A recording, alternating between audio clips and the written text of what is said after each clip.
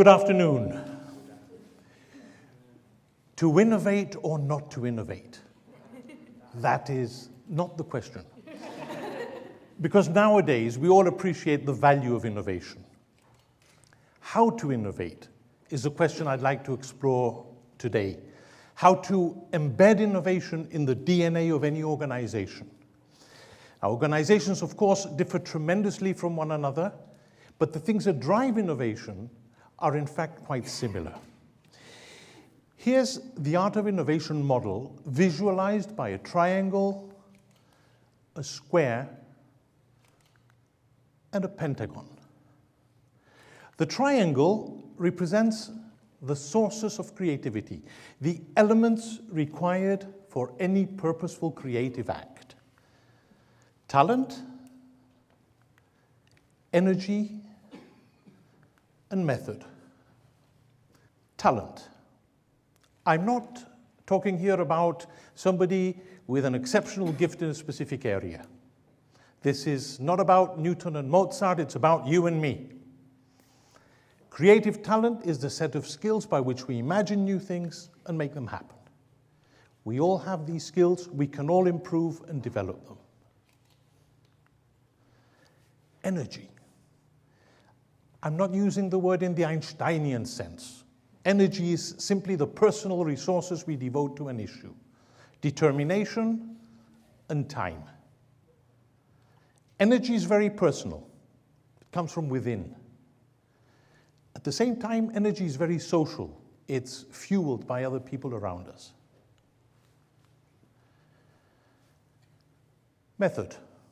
Method is a formalized way by which we creatively confront challenges in stages: exploration, solution, implementation, and alternating between creative thinking and critical thinking.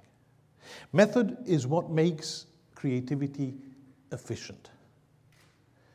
So I invite those of you who have leadership roles in organizations to develop people's talent, mobilize their energy, teach and practice creative method. The square represents structure, the organized context in which innovation happens, with 4 cornerstones: individual, team, target, and system. Individual. All good ideas come from individuals, and we're all more creative when doing things we like. So let's connect people with their passion. Let's give them work they'll enjoy. Give them challenge.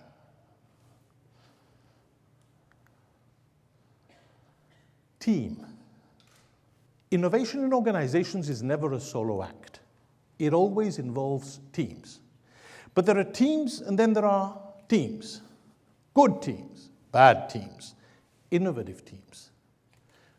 Not the same thing. To explore teamwork today, let's imagine a team whose members are represented by 1, 2, and 3, solid and shiny steel rings. In good teams, people connect with one another to form a working relationship. A good working relationship. Then they once more part ways. Time for some personal reflection.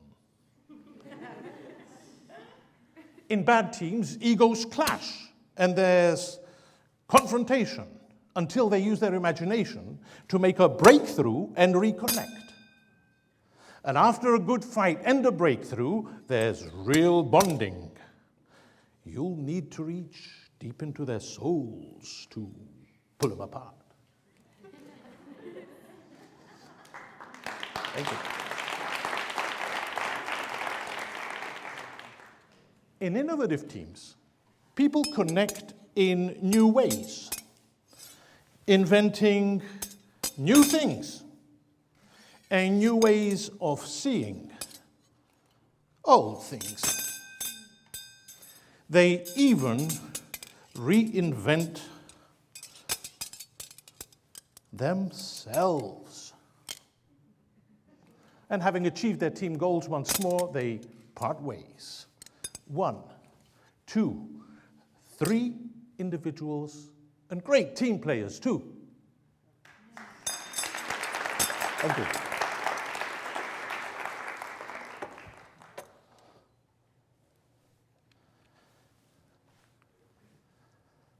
Target.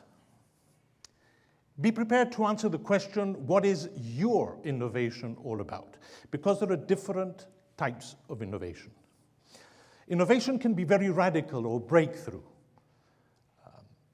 when everything is new. New products, new processes, new markets. Landing man on the moon was radical innovation. In the private sector, radical innovation is what creates entirely new businesses, like, for example, PCs in the 80s or mobile telephones in the 90s. A second type of innovation is when a company redefines the way an existing business operates. IKEA did not invent furniture, but they design and market furniture in a very differentiated way. Grameen Bank did not invent banking, but through microcredit, they practice banking in a very unique way. Then there's an innovation, that innovation of the third kind, which is often overlooked. Continuous improvement, lots of small change. In all products, in all processes, in all areas, all departments, in every nook and cranny of the organization, all the time.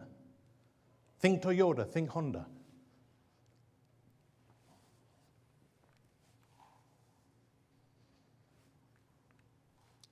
System. To deliver its innovation targets, an organization needs systems to collect, evaluate, and implement new ideas. Many different systems are possible: staff suggestion schemes, creative problem-solving groups, or simply giving people time to work on new ideas, solitary time or team time. The challenge here is for an organization to define the system that is most appropriate for itself. So, to establish a structure for innovation, offer people meaningful work, develop innovative teamwork, clearly define your innovation targets, and implement systems to achieve those targets. The Pentagon represents culture, the behaviors, norms, and values in which innovation thrives. And the 5 drivers of innovation culture are ideas, freedom, engagement, humor, and risk. Ideas. Imagine you're looking around in your own organization. How many serial idea killers do you see? You can see them, right? Here's a more difficult question. Look inside yourself. Is there a little idea killer lurking somewhere inside? What are you doing about them? In creative companies, we love ideas. Freedom. It is possible to be creative in very restrictive, even repressive conditions. But in general, innovation thrives where there's more, not less freedom. So, in innovative companies, you have a minimalist rule book. You have open and empowering jobs. You have open and free debates. You can even disagree with your boss.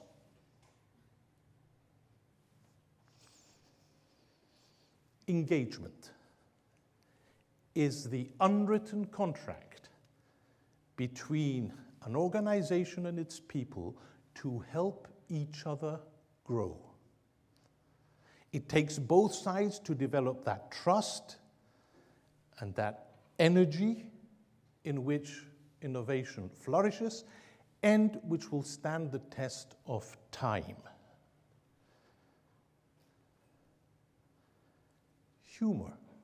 Yes, humor. Humor builds bonds. Humor reduces anxiety and stress.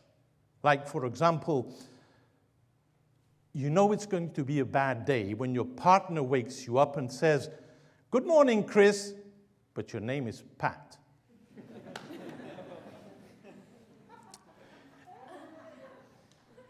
Humor, like creativity, invites us to see things from different viewpoints. Risk.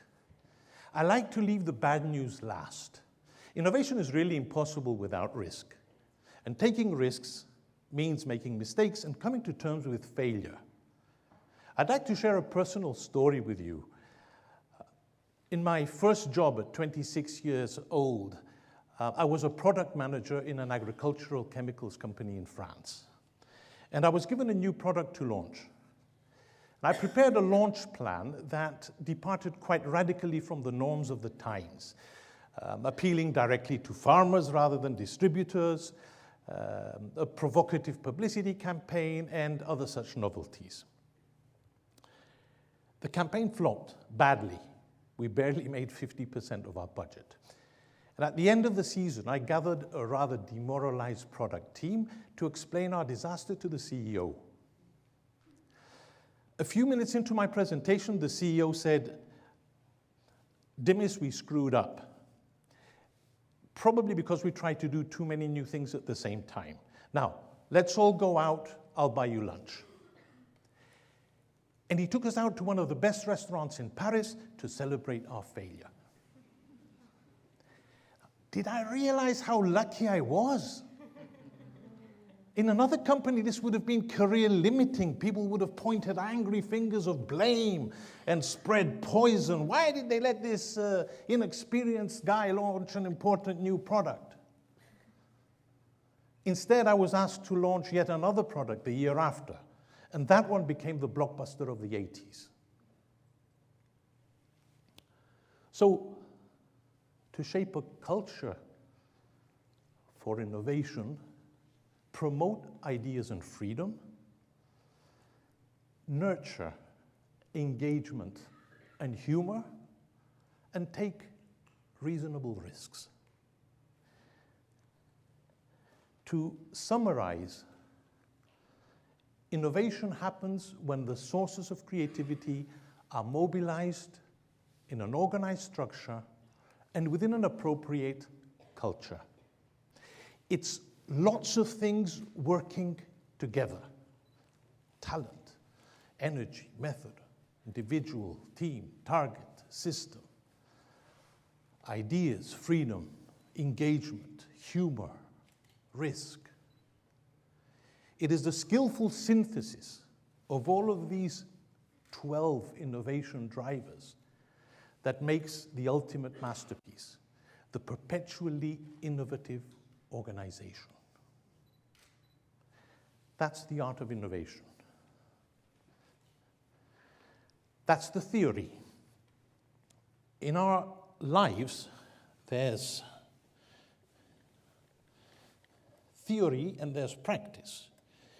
There's thinking and there's action. Thinking is cerebral. It happens in the mind. Thinking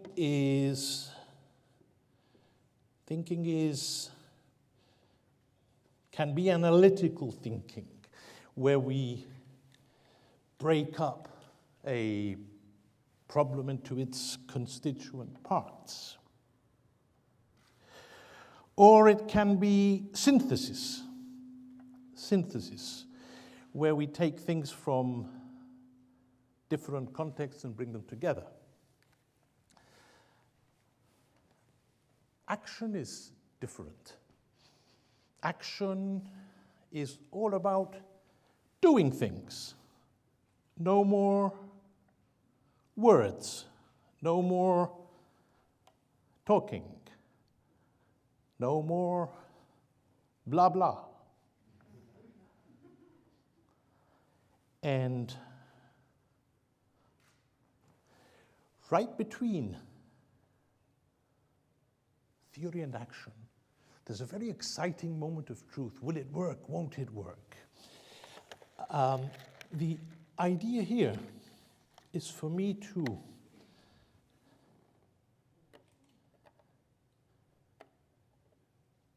get the eggs in the glasses with just one strike. I think I can do it. But thinking's not enough.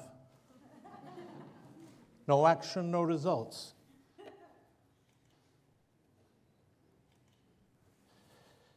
So I'll do it.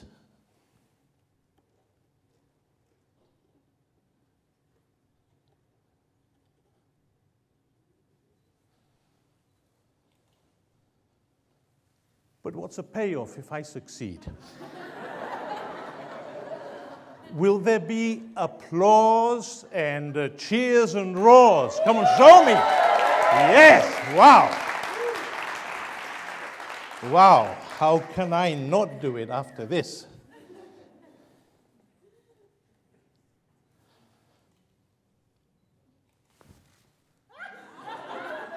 But what if I fail? There's risk involved here. There's risk involved here. There will be egg on my face. There will be water all over. Will you remember my talk on innovation? No. The sadists among you will go home and will say there was this guy. He tried to get some eggs into the glasses, but he screwed up. No, no. The road to success is fraught with failure. Failure is good for innovation. So if I miss a few of the eggs, please applaud, cheer, and roar as loud as you can. Let me hear you, please. Yes!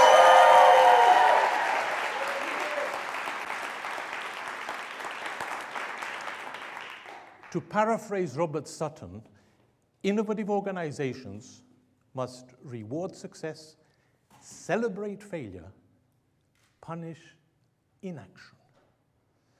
Reward success, celebrate failure, punish inaction.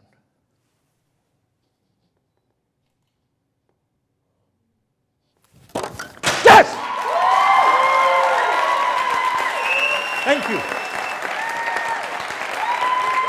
Thank you.